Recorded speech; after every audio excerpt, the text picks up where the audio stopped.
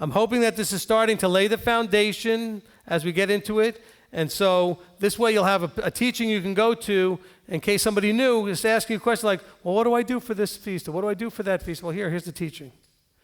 Now, granted, I do have, like for Passover, we have a teaching called Passover Q&A, which gets into every single detail possible pretty much that you can have about Passover. So for some feasts, we do have some teachings that get into great detail.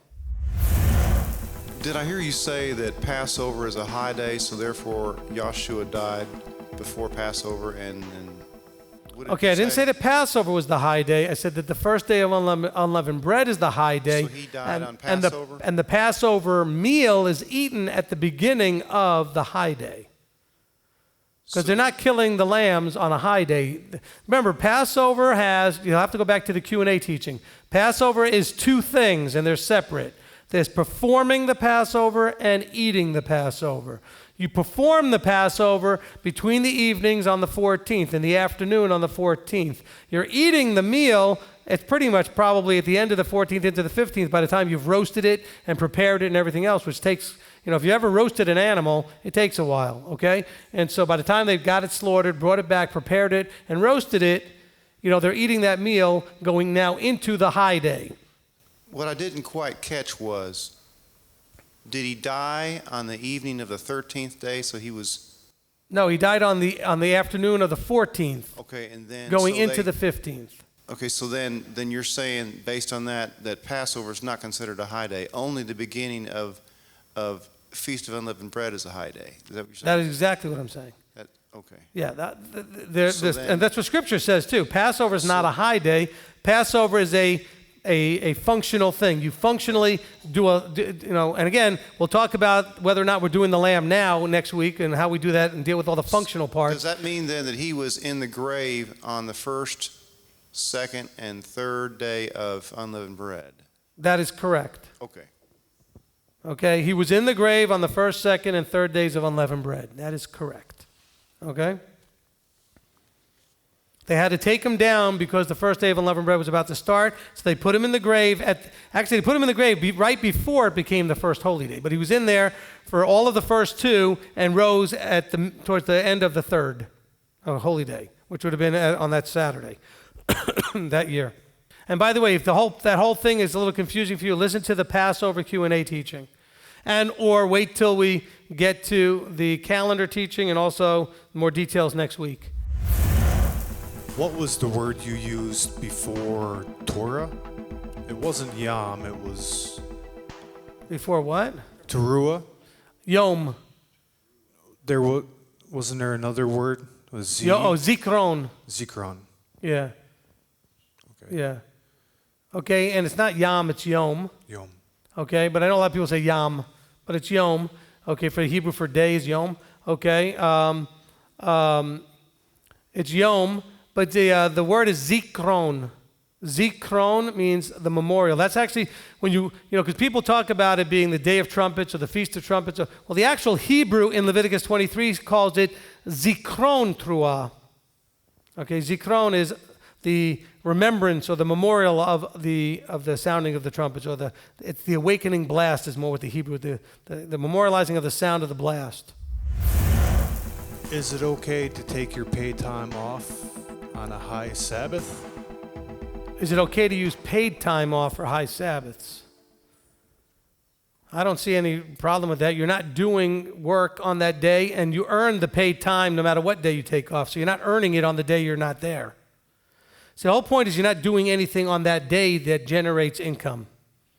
See, that income was given to you as a benefit of your job, and so yes, you can use paid time off for holy days. They're not going to give you the money on the holy day. They're going to give it to you in your normal paycheck. So we are to keep the feast as the children of Yahweh. Thanks again for the eye-opening. Yes, we are to keep the feast. So understand that it's Yahweh's feasts and they're for the children of Israel. So once you figure out that you're Israel, yeah, you're supposed to keep them. Now we're going to talk about next week how we do that. Okay? We talked about a little bit of the who and the what. And who's it for, whose feasts are they, who is it for, what are they, when are they type of thing. Now we're going to talk about how we do it. My 12-year-old cousin is living in my house, and she has not accepted the covenant, nor has she asked me about it. My question is, do I pull her out of school to celebrate Shavuot? Okay, anybody that is, it depends on how much authority and how much responsibility you have for her. If she's in your house, okay, then you are responsible for those in your house. As neither your male servant or your maidservant keeps the Sabbath differently than you do. They don't work. I mean, neither male servant or maidservant. So if they're in your house, they should be where you are. But again, this is not your child, so we have a little different jurisdictional issue going on there. Call me so we can get more specific details, and I could talk to you through how we'd handle it. Leviticus 23:21, what does it mean, a permanent regulation throughout all of your generations? No matter where you live? Is that only in the land? No, I think I covered that when it talked about when these things are to be done in the place where he places his name, okay? And so I believe, or excuse me, when the place that he chooses to place his name or chooses, or a place of his choosing. So the place of his choosing is, at this point, is to have you be where you are. That was part of, remember, we listened to that through lots of the parts of the Discovering Your Identity. He said, this split is of me. It's going to lead to the dispersion. And so to those in the dispersion, he's chosen for you to be here right now. Okay? It wasn't your choice to be here right now. It was his choice. So I like that distinction. I think it really helps clarify some things. Must have been some pious and devoted to remove and tent a corpse, knowing that they could not be allowed to attend Pesach as they were unclean and out of the camp for 7 days. Yeah, right. So I mean, they knew when they were doing this, those that were doing this they would have to wait till the second Passover, because they would not be clean to take the Passover. But there was always going to be, there's always going to be those in the camp. I mean, people die whenever they die. Things happen when they happen. So there's a reason why they give the second Passover a month later, is because they know, hey, things happen.